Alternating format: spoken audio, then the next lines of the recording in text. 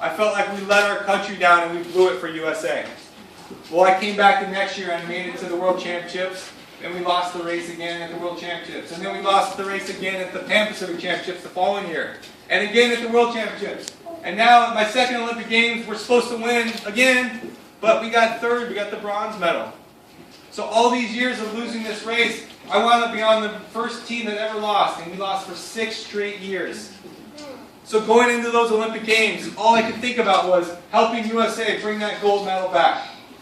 I could have easily quit and retired. So many people told me I was too old. So many people told me I can't do it without a coach.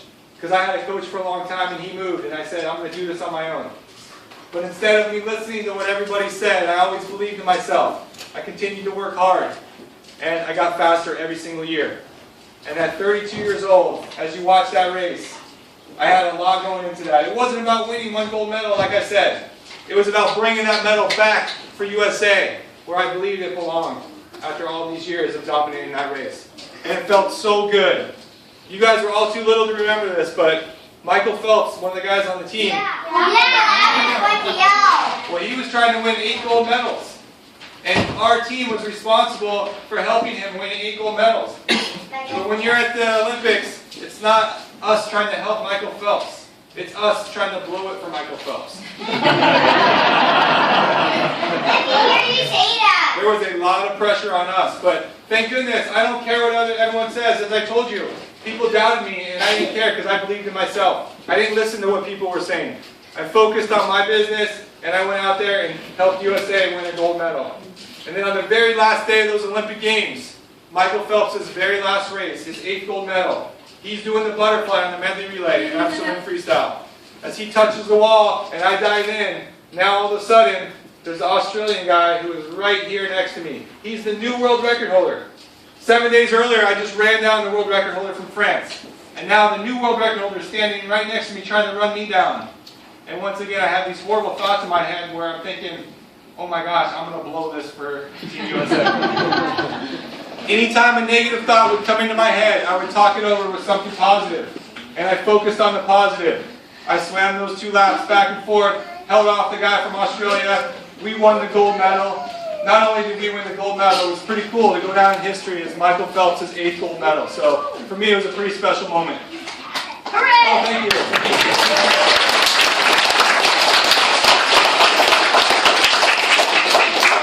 And not only that, so many years, swimming individual races, and coming in 4th place and 5th place at the Olympics and the World Championships, year after year. Finally, at that same age of 32, I was able to win my first individual Olympic medal, and that was pretty special to me. It was a bronze medal. I used to take that bronze medal everywhere, show everyone because I was so excited, so proud of it, and everyone just brushed it aside because it wasn't as pretty as the gold. And it's true, I look at the 2 and I would do the same. For me, it took the same amount of work, the same amount of dedication. I had to focus just as hard to win that bronze medal, and I'm pretty proud of that. Especially, like I said, so many people counted me out. Nobody believed in me except myself. I continued to do everything I knew I had to. So some of the ways that I was able to be successful and to continue to get better through my career, I'm going to share with you. They're very easy. But I wish I did them when I was younger, and maybe I wouldn't have taken so long to make it to my first Olympics. Maybe I could have made it 4 years earlier. And I would have been in 5 Olympics. How crazy would that have been? But the first one is so easy. I've already said it so many times. What do you think it is? Believe in yourself. There you go. Work hard. I think I said it 10 times already. Working hard is very easy to do. But dedicating yourself to work hard every single day is more difficult. Like I said when I was younger, I would show up to practice and go through the motions. Well, some days I might work hard, but not every single time I was at practice. Raise your hand if you're willing to dedicate yourself to be at practice every day and to work hard every single day. All right, well, you guys have a chance. You said work hard 6 times. 6 times, I think more. So the next one is sacrifice. Raise your hand if you're willing to sacrifice something or give something up to be better at your sport or at school or at anything else that you want to do in your life. The more and more I sacrificed as I got older, the better I got. It starts off with things very easy, like giving up your favorite candy before your meet. That's an easy one. Everybody can do that, right? So then it gets more difficult as you get older. When you get into high school, and all of a sudden you think you have morning practice, and your friends want to go to a movie that ends at 12 o'clock. But you decide, okay, well, I got to be awake at really early. I'm going to go to sleep early. Sorry, I can't go with you tonight. How many of you would do that? I don't know. Well, like I said, the more you're willing to sacrifice, the better you're going to be. The next one is overcoming obstacles. There's always going to be things that are trying to get in your way to prevent you from being successful, no matter what it is you're doing. In swimming, for me, it was always injuries. Okay? I broke my foot. I had knee surgery. I have a torn labrum in my shoulder that I never fixed. I got all kinds of problems. And every time something would happen, I would figure out a way around it to be successful. When I broke my foot, for example, 3 months before our nationals, I had a cast on for 2 months. But when I took that cast off, 4 weeks later, I won both my events at nationals. How was I able to do that?